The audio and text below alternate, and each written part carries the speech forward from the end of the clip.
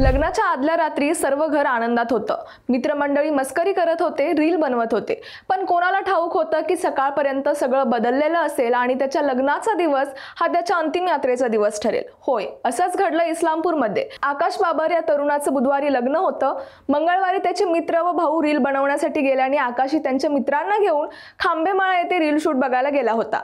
मित्रांसोबत वेळ घालवला, चेष्टा मस्करी केली आणि काही वेळ थांबून तो रात्री उशिरा मित्रांसोबत घरी परतत होता. याच वेळी पेठ सांगली रस्त्यावर इस्लामपूर बस स्थानकासमोर एक मोटार चुकीच्या दिशेने भरधाव वेगात आली.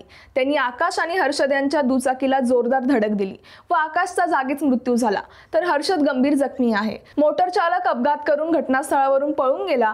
लोकांनी पाठलाग केला, पण आरोपीने मोटार दत्त टेकडीजवळ टाकून दिली आणि पसार झाला. पोलिसांकडे तक्रार दाखल झाली आहे, परंतु अजूनही असे अपघात थांबत नाहीत.